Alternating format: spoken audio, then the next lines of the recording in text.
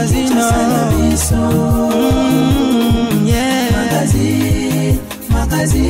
Kinshasa na biso. Réalité ya banaki. Réalité ya banaki. Réalité ya banaki no.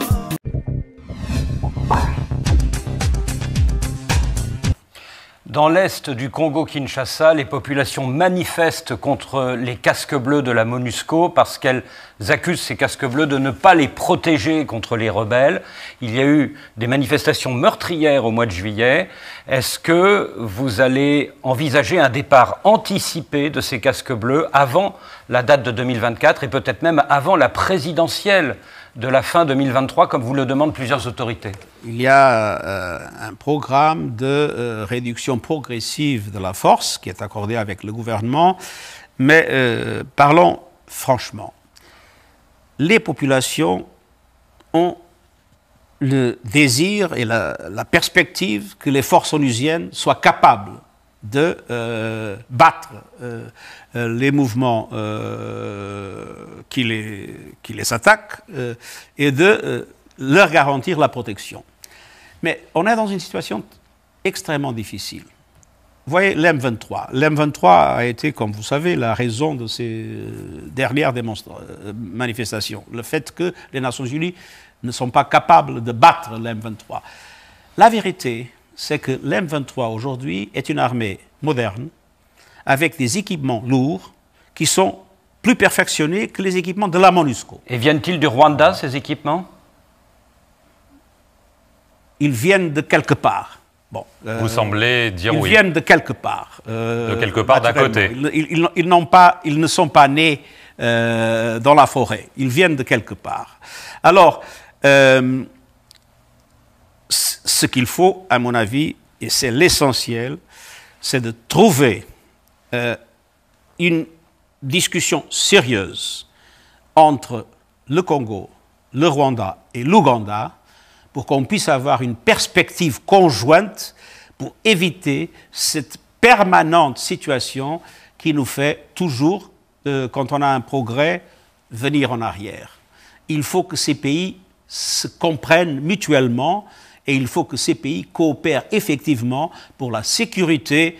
de l'Est du Congo et aussi pour les garanties de sécurité, il ne faut pas l'oublier, du Rwanda et de l'Ouganda. Il ne faut pas oublier que l'ADF est un mouvement originaire de l'Ouganda. Il ne faut pas oublier qu'il y a encore dans le Congo le FDLR, je ne sais pas comment on dit ça en français, qui est un mouvement sorti des génocidaires des Hutus. Alors, il y a des préoccupations de tous les pays. Il faut qu'ils s'entendent parce que penser qu'une force de maintien de la paix peut résoudre des problèmes quand il y a maintenant des forces militaires extrêmement bien armées, c'est impossible. Un souci à kosunga mboka pe kosunga population congolaise kaka ndenge boyebeli société oyo monene na République démocratique du Congo Beltesco toujours pembeni ya population na ko accompagner bango na nyonso lelo lisusu ayeli bino bakaye yao pona kelasi ya bana na biso classe ezali kozonga kala te awa na yango kimaka deja mbangu na ba magasin nyonso ya Beltesco oyebi ezali partout awa na Kinshasa na ba commune nyonso soko tuli magasin ya Beltesco ezali po osombela bana na yo ba fourniture scolaire ya qualité supérieure lokola ba cahier yao ba stylo Simba pe ba cahier cartonné ya ba format nyonso ozana besoin ozwa ba cahier ya qualité pe ba stylo ya kitoko pona bana na yo année scolaire oyo bazala à l'aise kimambango na ba boutique ya Beltesco okozala desiti responsable, maman responsable, bandeko nyonso basungaka bana po bazonga kelasi Beltesco komo mesano amedi no bakaye kitoko babengi bakaye ya uya Beltesco oyo ezali bakaye réussite bakaye oyo mwana so akomela ngo akoshwe te po ezali bakaye ya réussite bakaye oyo couverture ezali makasi ba papier ezali pembe ligne de page ezali kitoko et puis surtout beteni ezali sur kitoko makasi oya magasin na biso ya Beltesco ezana zone monene osoma ba stock nyonso bolingi okena ba point de vente nyonso ya bitosco l'intérêt à payer na ba succursale pourquoi pas awa la Kinshasa ba distributeur boso ba kaye ki toko ezali ba kaye ya uya bitosco et surtout stylo na biso ezali stylo simba ezopoa ezokoma bana balingi yango mingi mbongo ekomi ya botangi yonto lingi kosala ba don na école ya kosala ba réservation na service commercial en tout cas ba kosala les livraisons à domicile tous à l'école avec les cahiers ya ou de la société bitosco et stylo ko bosana te balobi tango ozali ko somba kaye yao vérifiez bien soki ezali na logo oyo ya Beltesco po ba mwifi bazali ebele oyo bazali ko pirater yango donc soko sombi ya mwanza ekolia yo okoumela nango te po ekosenga obakisa mususu kasi soki osombi ya Beltesco ozali mobimba ane mobimba bana bakotanga kitoko po bakaye na bango pe ba stylo na bango ezali ya qualité supérieure o tolobaki te tolobi Beltesco vraiment mosungi ya mboka Kinshasa et l'équipe partout.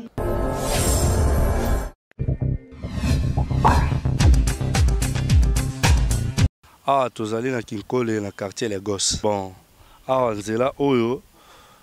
problème tozali na makasi ya difficulté na nzela oyo parce que nzelo ezali vraiment deuxième entrée ya Kinkole et puis esungaka makasi na ba société eza koto na kati ezali kobimisa ba camion na bango awa ba engin lourd ba grim ba biloko tout ezali koleka awa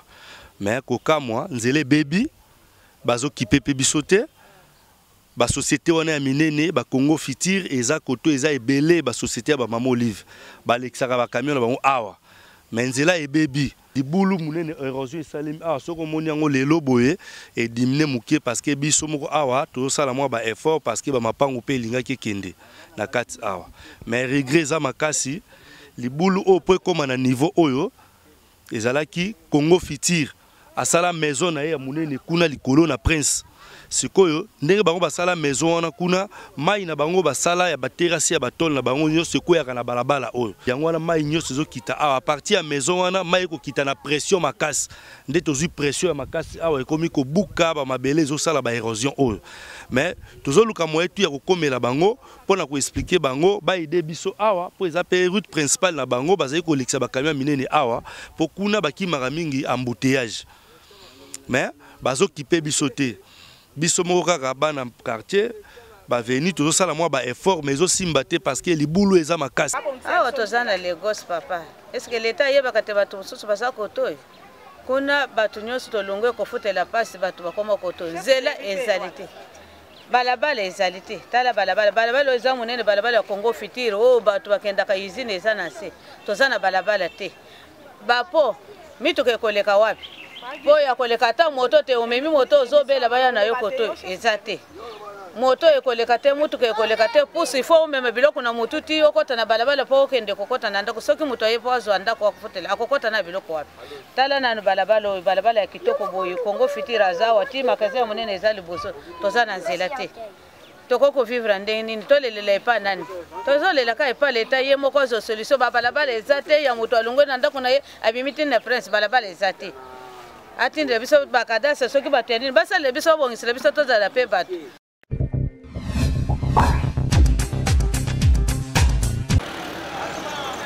lelo awa na Kinshasa na République démocratique du Congo tokoma na système oyo tobengaka kirdam kotubela oyo basango babengi tubela okoki koya epai ya mosali ya nzambe expliquer ba problème na yo mais kokamwa amati na cher mateya esilie ya koteya pasteur akomi kopesa exemple ya ba problème oyo yo sololaki nango na ye est-ce eza normal bolanda population ya ville ya Kinshasa ndenge ba réagir na micro ya Peggy Lunga. Mbote monsieur le journaliste. Yambona ya nola yo na mutuna na yo na koloba boye. Ya nzambe ezali ya nzambe. Ya diable ezali ya diable. C'est-à-dire quoi? Un pasteur, un vrai pasteur. Oba bengi mosali na nzambe na solo. Azali oyo azako garder secret. Parce que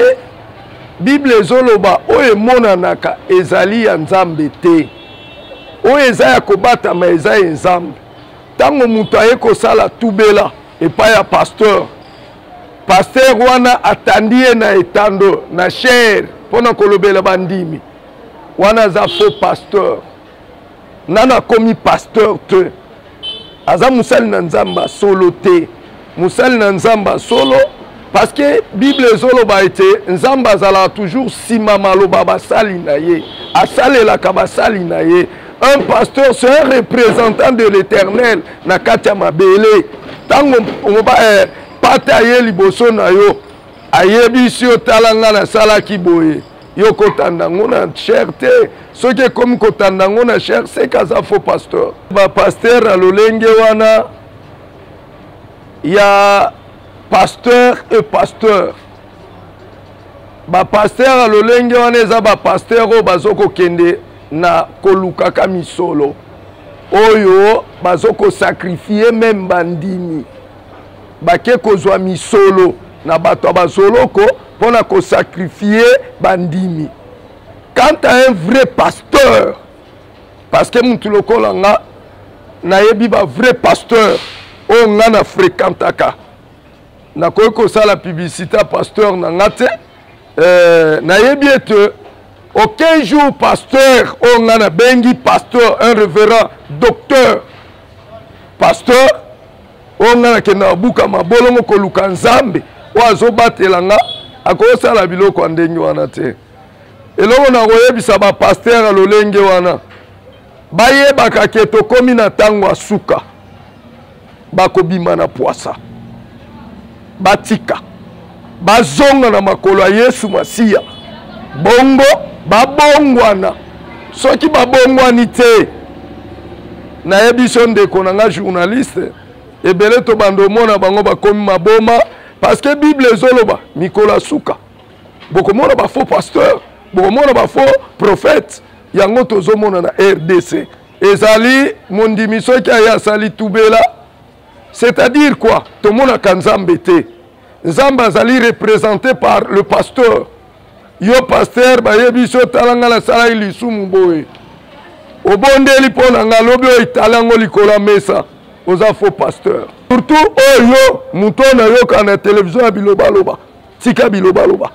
zonga na makolo Yesu Masiya po comme vrai pasteur po bomba ka secret abandini wala pendeza malamu te po pasteur azaluka docteur il faut un secret ndimaye pa na wazo ebiso ke pasteur talanga nde naza boye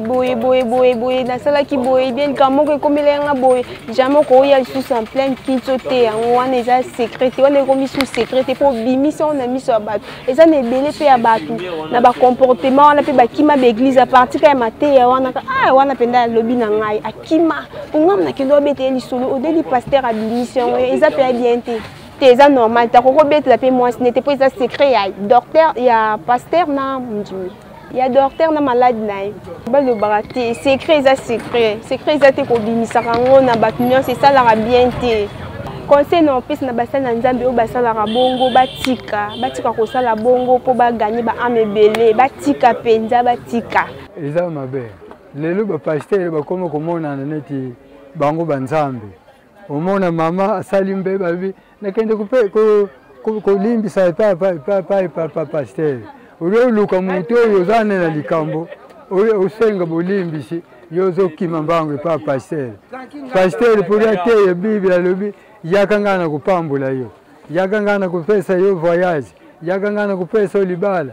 or ke libala izalaka lero muntu azobota manzambi sha préparer ba makambo nyonso batu bamitika kana na buzoba wana ba mama bamona bango neti bango nde bazambi okukomona ndeko nekuta azokufa nzala wana me azokende kokabila pasteur boki population congolaise oyo bautolo ba awa wa ndenge ba s'exprimer par rapport à comportement ba pasteur ndenge zalaka ke soki mondimi asololi na ye makambo eza privé ye moko asali tubela ndenge ba betaka bango ba main libre mais population congolaise ba lobi ke ba pasteur biloko ba salaka wana ezalaka mabe balanda exemple ba médecin ndenge zalaka ke soki ba médecin asali consultation mais na suka nango médecin atapa infirmière atapa portier na ye arbeta isoloti Kinshasa et l'équipe par deux.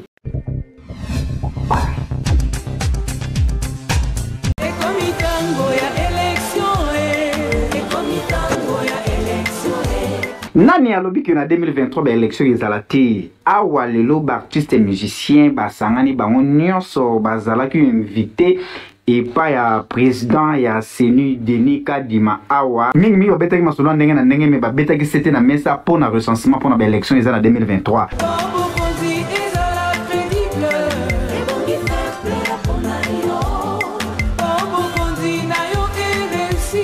Na 2023 ba élection ezaki toko ba musicien congolais ba yaki awa pona ko solola masolo ya ba élection ndenge nini ba sala mobilisation pona peuple congolais ndenge nini ba kokota pe ba studio ba nzembo ndenge na ndenge ba clip koleka bolanda awa na micro ya président ya Sokoda ya Josara Azwaki maloba a expliquer biso ndenge ba solola ki na président ya CENI Denis Kadima. Cela prouve de la considération que notre institution,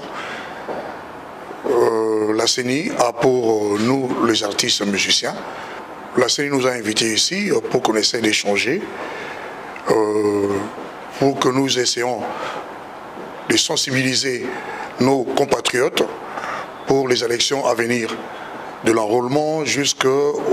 élections. Et c'est ce que nous allons faire.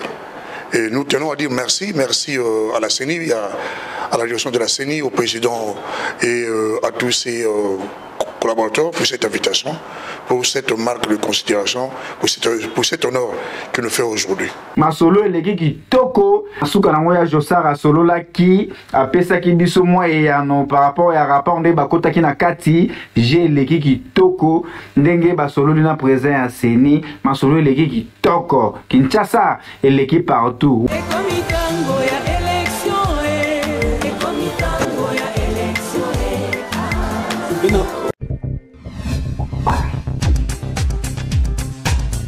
Bo bo bo bo bo bo bo bo mama mama mama mama mama mo sang la yo ana sang la gui mo sang la yo ana sang ala basi mo sang bo te mananga.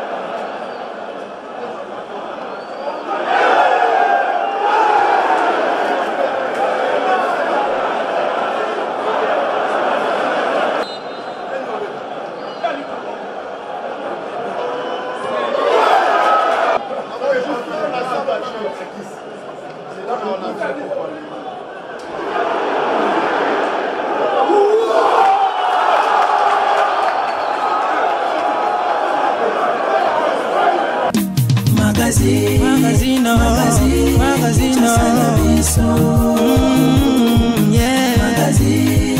magazine Kinshasa na biso réalité ya bana ki réalité ya bana kino